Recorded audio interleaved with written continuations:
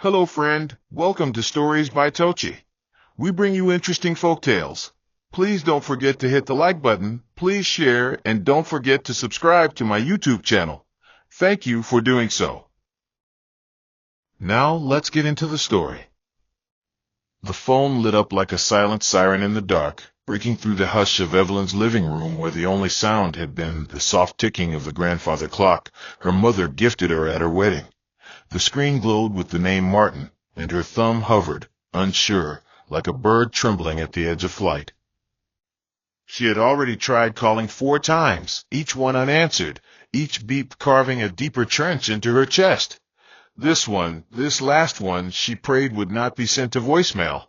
But when the call connected, it wasn't Martin's voice she heard. It was a woman's. Young, brazen, and glazed with something venomous. "Hello?" the voice purred. Evelyn's throat tightened. "He's sleeping," the stranger added, as if twisting a knife with a velvet handle. The line went dead before Evelyn could say a word. The silence afterward was louder than thunder, swallowing her whole. She stared at the screen until it dimmed, until the phone slipped from her palm onto the floor, and even then she didn't move. That voice had kicked over her chest of peace, and her heart was spilling out like shattered china. Her body remained frozen in the dim orange light of the standing lamp, but her mind was sprinting into a forest of possibilities, none of which looked anything like home. She didn't sleep that night, not really.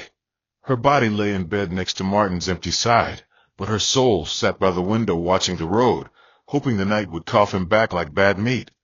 When he finally came home, it was just past 4. His key rattled against the lock, the sound like claws on her spine. Evelyn didn't rise, didn't call out. She just waited, eyes closed, pretending to sleep as he stumbled into the room, loosened his tie, and crept under the covers. He smelled faintly of cologne that wasn't his, the kind of scent you notice, not because it's strong, but because it doesn't belong. And still, she said nothing. When his arm reached for her waist, she shifted slightly, just enough to let the message seep in, "Not tonight." Martin didn't ask. He only grunted and turned the other way. Evelyn's eyes blinked open in the darkness, wide and alert. She wasn't angry. Not yet. What she felt was colder than that, more calculating. Her trust hadn't just been cracked. It had been neatly sliced, like paper through a letter opener.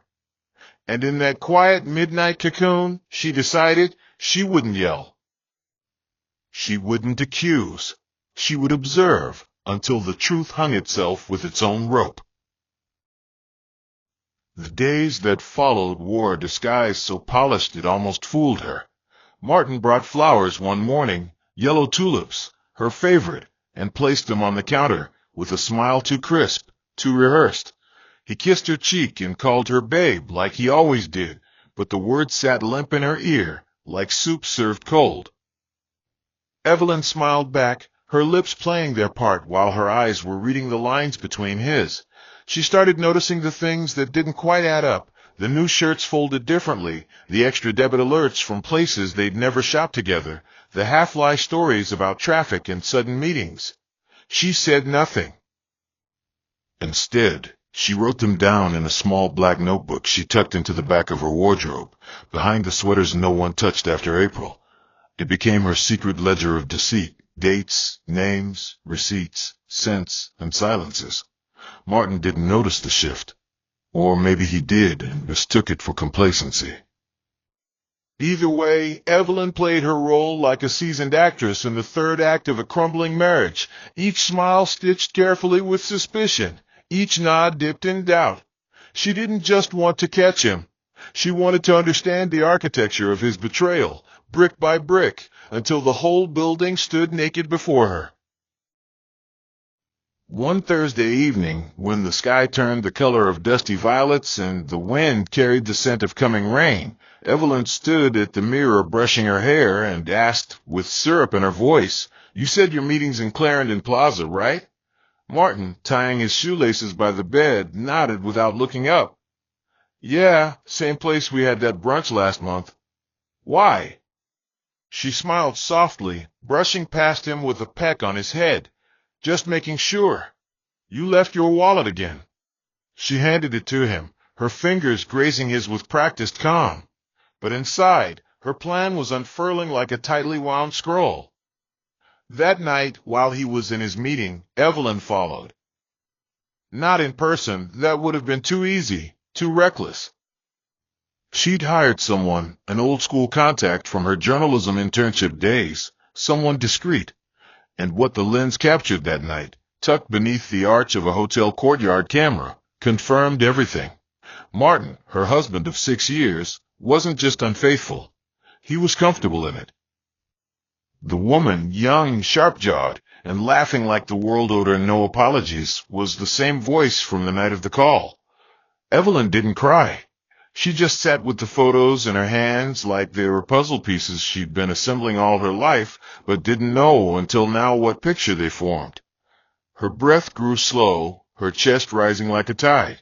She wasn't broken. She was awakening. The next morning rose like a reluctant child, slow and moody. Evelyn stood by the kitchen window, spooning tea leaves into the pot with one hand while scrolling through her phone with the other, her eyes not really on either. Her thoughts played like a silent slideshow, Martin's laughter from the surveillance photo, the woman's familiar smirk, the casual way they strolled like they'd stolen nothing. But Evelyn wasn't the type to raise a storm before gathering the clouds. She needed more than pictures. She wanted patterns, footprints, habits. She began cross-checking his messages with his alibis, tracing numbers, syncing timelines. It became a quiet obsession, the kind that wore no lipstick and needed no audience. He had no clue he was under a microscope, his life dissected with surgical patience. In the evenings, she greeted him with warm soup and warmer eyes, knowing fully well where those hands had been. Martin, like many men caught in their own echo chamber, never suspected that silence could be a trapdoor. Evelyn, beneath her soft voice and tender movements, had grown claws, retracted, not gone. One evening, she placed a tiny tracker in his car, slipped neatly under the driver's mat while he changed upstairs. It was the kind of move that made her feel both alive and ashamed, but she reasoned that trust had long left the building, so loyalty was now up for negotiation. Days later, Evelyn's phone buzzed with the first ping from the tracker. Martin was parked not at any office plaza or corporate hub, but at a private duplex on Sapphire Lane, a neighborhood known for its quiet, upper-middle charm and its long driveways shaded with jacaranda trees. Evelyn didn't go herself.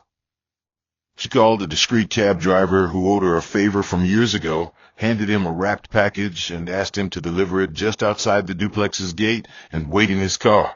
Inside the package was an envelope containing photos of Martin and the woman from earlier, a handwritten note that simply read, "Ask her who she really is."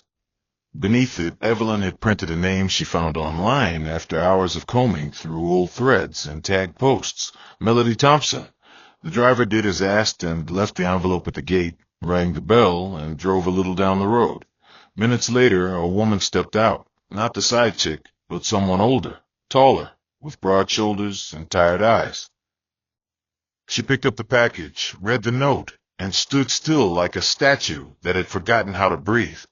Evelyn, watching from her phone via a hidden camera app installed in the package, felt her spine tighten as the woman stormed back inside the house, doors slamming like thunder across the screen. What happened after that, Evelyn couldn't hear, but the reaction was enough. Kira hadn't just been cheating with a married man. She had been cheating on her own wife. Evelyn didn't sleep that night either, but it wasn't from grief. It was from the raw weight of truth, sitting like a heavy crown on her head. She now held the kind of leverage that could split two homes, and hers was already cracked at the seams. The next morning, she rose before the sun, the world still in its soft gray sleep.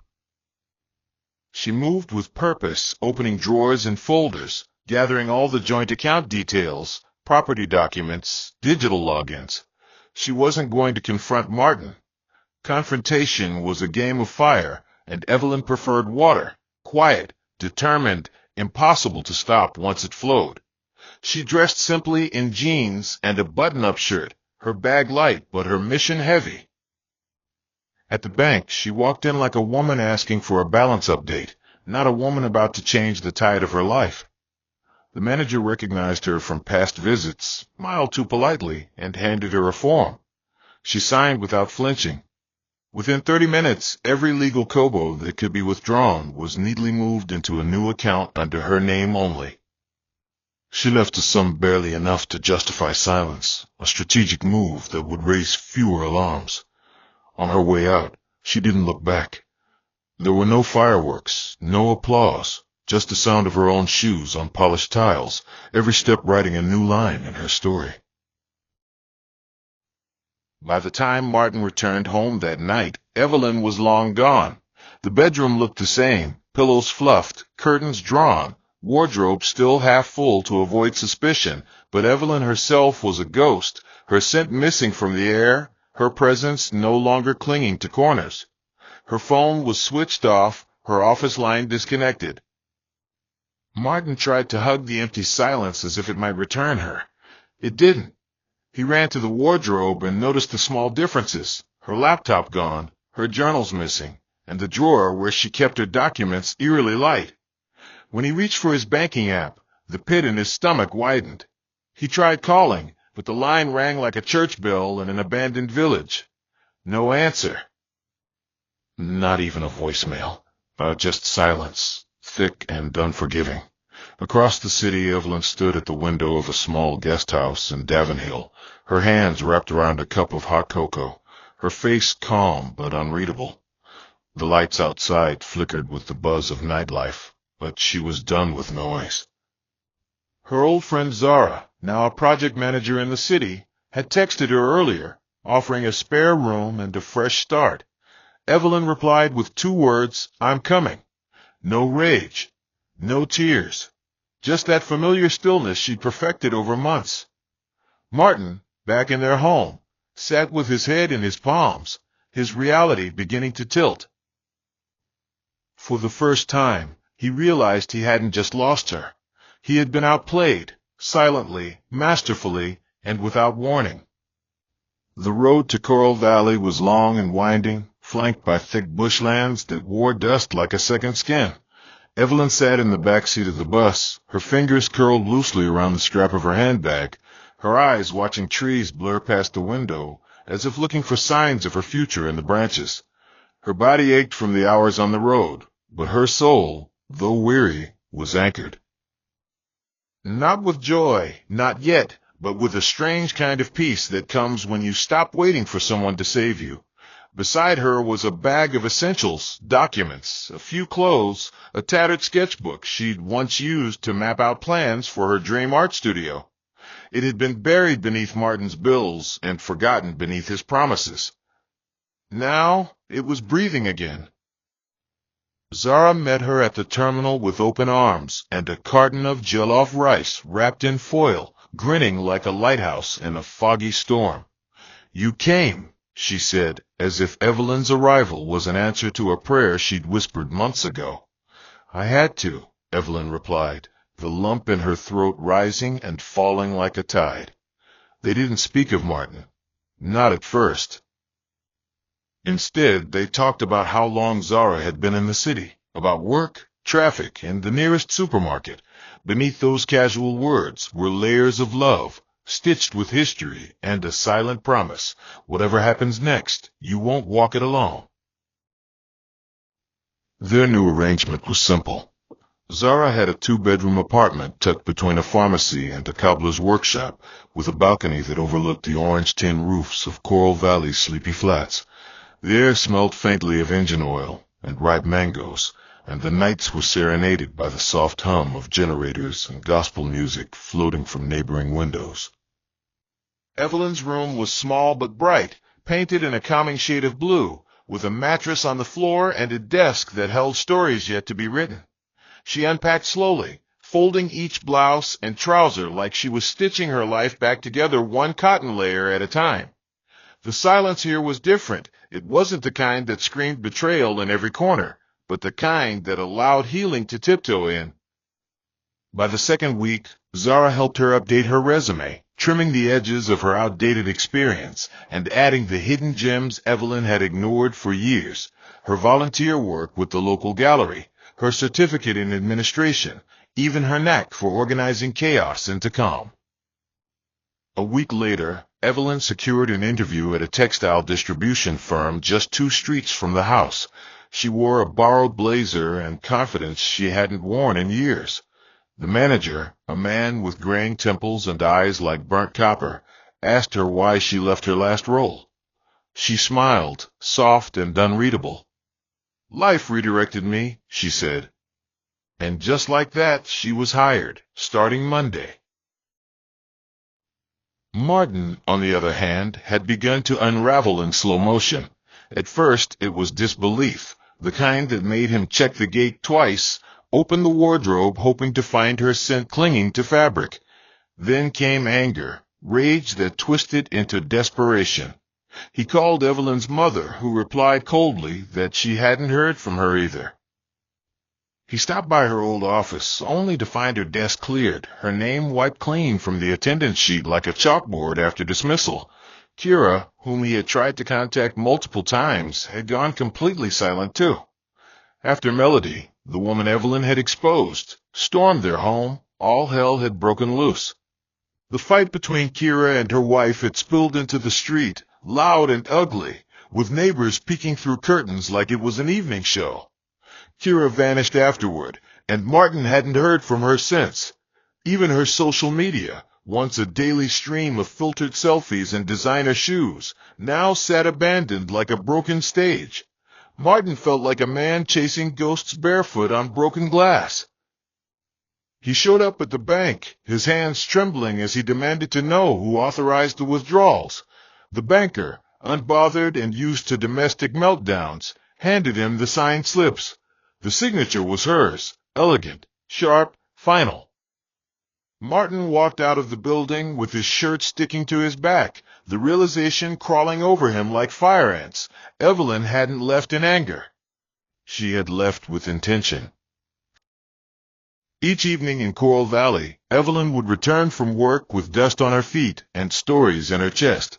Her job at the textile firm was simple but steady: inventory checks, supplier coordination, and liaising with delivery teams. The staff was kind, the environment calm, and for once no one knew her as Martin's wife. She was just Evelyn. She saved carefully, spending only on essentials and stashing every extra naira in a locked drawer with a handwritten label, "For my future." Zara became more than a friend. She was a sister, a co-dreamer. On weekends, they would sit on the balcony drinking zobo, feet propped on plastic stools, watching the city unwind beneath the sunset. Evelyn laughed again, not the cautious chuckle she used to give Martin, but the kind that made her nose crinkle and her eyes light up. She started sketching again, too, images of women walking away from cages, of houses with open windows, of birds mid-flight. She was rebuilding, not from scratch, but from scars.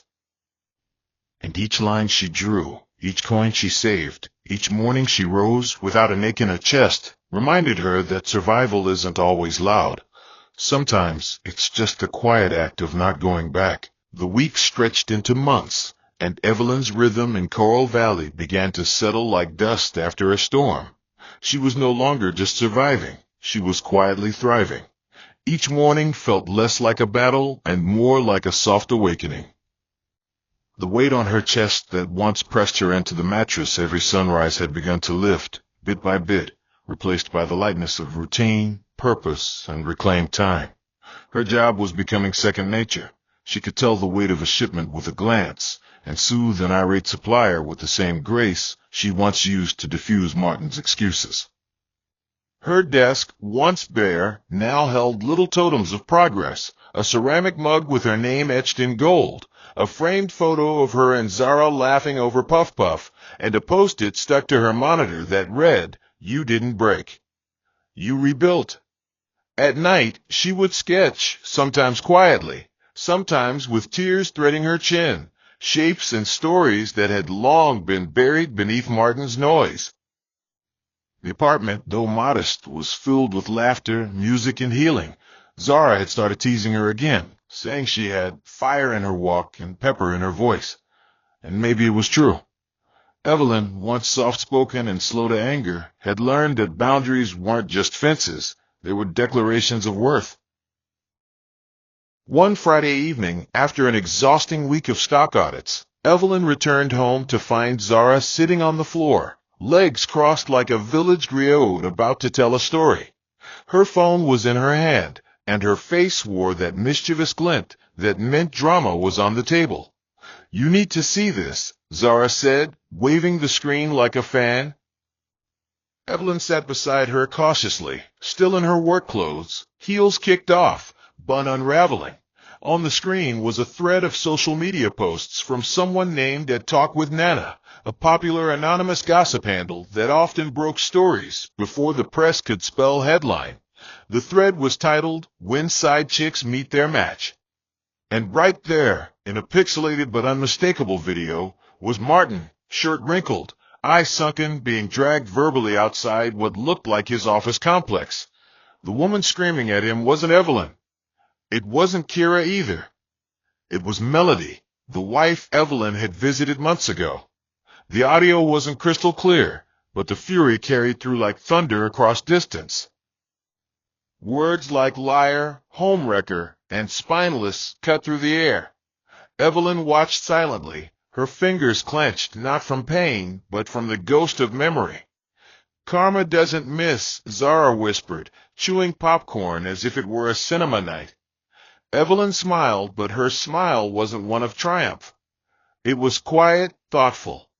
She'd already walked away from that battlefield. She had no interest in watching it burn.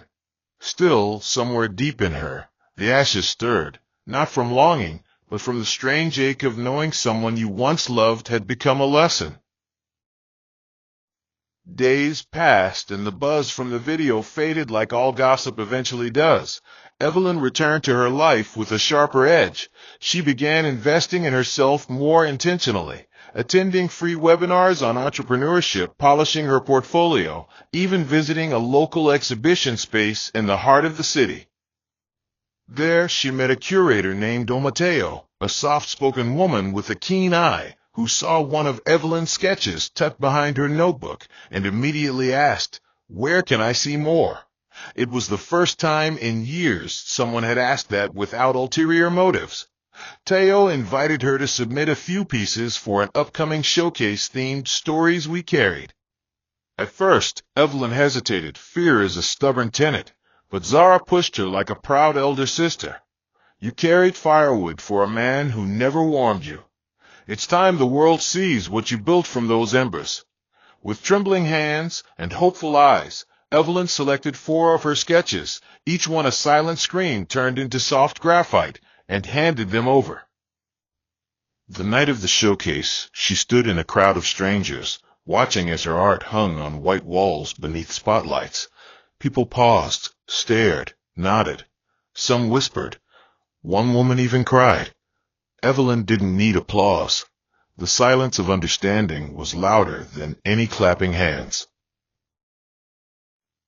Meanwhile, Martin's life had begun to look like an abandoned house, empty, echoing, and full of ghosts that refused to leave. His attempts to fix things only made them worse. Colleagues avoided him, murmuring behind half-closed doors. His reputation, once built on polish and pretense, now wore the tattered cloak of scandal. Every room he entered seemed colder. Even his mother, once his fiercest defender, asked him over dinner, "Did you truly think peace could grow in soil watered with deceit?" He didn't answer. Couldn't. The words Evelyn hadn't said had begun to haunt him louder than the ones she might have screamed. At night, he scrolled through old photos, her laughing in a red dress, her handwriting on post-it notes stuck to the fridge, her side of the bed now too quiet. But what stung the most wasn't the silence. It was the knowledge that she hadn't begged. She hadn't fought him for loyalty.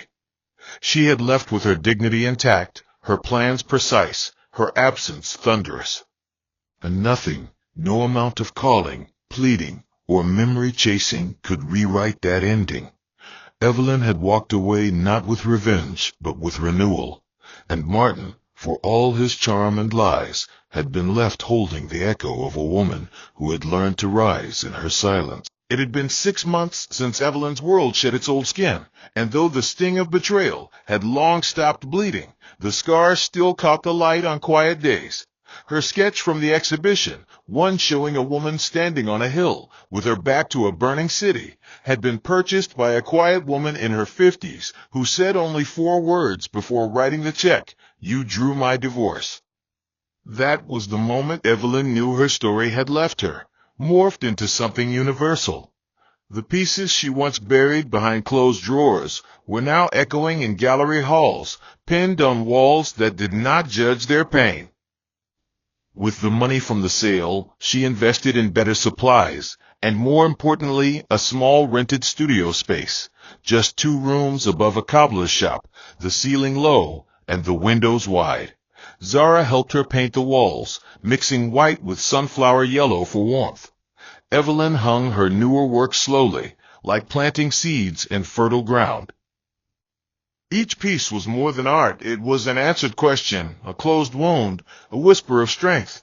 And in those still moments when the wind stirred through the curtains and the smell of turpentine lingered in the air, Evelyn felt something stir within her chest, a heartbeat no longer skipping, not racing, just steady. Zara, ever the wind beneath Evelyn's quiet wings, began encouraging her to explore more business angles. "People don't just want pretty pictures," she said one night over boiled yam and garden egg sauce. "They want stories. They want hope on canvas." Together, they created an online page where Evelyn could share both finished pieces and the stories behind them, written in her own words, raw and honest. It wasn't long before the comments started trickling in, then pouring. Women from Makurdi to Nairobi wrote to her, telling her how her sketches spoke the language of their own heartbreaks. Some sent photos of walls where her digital prints now hung beside wedding portraits, quiet contrasts of pain and peace. One woman simply wrote, "Your pencil made me leave." Evelyn cried the night she read that one, not from sorrow, but from the overwhelming weight of knowing her pain had found purpose. She didn't feel like a cautionary tale. She felt like a lantern, lit by loss, held up for others. Her followers grew, not because of filters or hashtags, but because her work told the truth, unpolished and clear. She wasn't just Evelyn the ex-wife anymore. She was Evelyn the artist, the survivor, the one who left with nothing but came back with herself. Far away in Roswell, Martin's world was a leaking roof he couldn't patch. The silence in the house had deepened, thick like fog that clung to every doorway. He often came home and sat in his car for hours, the keys in the ignition, but nowhere to go.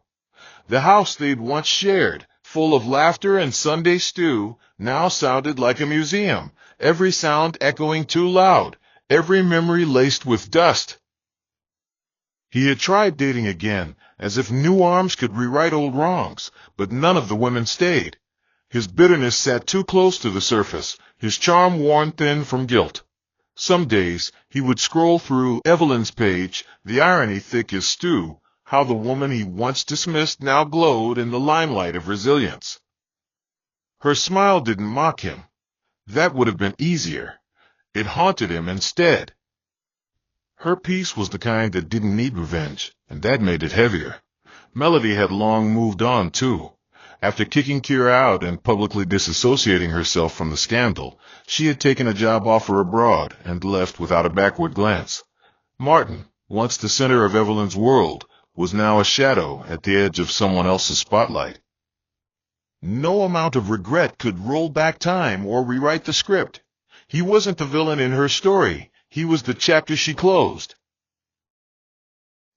One rainy afternoon, Evelyn received an email. The subject line was simple: "Thank you." It was from a young woman named Clara who shared a story strikingly similar to hers, cheated on, abandoned, humiliated. Clara had stumbled across Evelyn's work during a panic attack one evening and said the art felt like a voice pulling her out of the water. "You reminded me that it's okay to walk away," she wrote. You reminded me that silence can be strength. Evelyn sat with the email for a long time, reading it over and over as raindrops tapped softly against the studio window. She thought about all the nights she had laid awake, heart cracked open like dry earth, wondering if she'd ever be more than a name in Martin's mess. And here she was, becoming a lighthouse for others, while still learning to steady her own flame. That night she painted again. This time, the image was of a woman dancing barefoot in a storm, head tilted to the sky, not asking for sunshine, just choosing to move anyway. The piece would later be titled Joy, Unapologetic. She didn't post it immediately. She kept it for herself first. Because even though her journey wasn't over, she finally understood something Martin never had. When you stop needing closure, you start writing your own endings. The morning sun moved like a quiet visitor through the window of Evelyn's studio, casting soft stripes across her ankles as she stood barefoot near the window, sketchbook in hand. A gentle breeze lifted the edge of a pen drawing on the wall, the one she'd finished the night before, titled Not Broken, Just Done. She wasn't in a rush. She had no deadlines, no voices in her ears telling her who to be or how to feel. That was the gift of distance, distance from expectation, from betrayal, from the version of herself that used to wait for apologies that never came.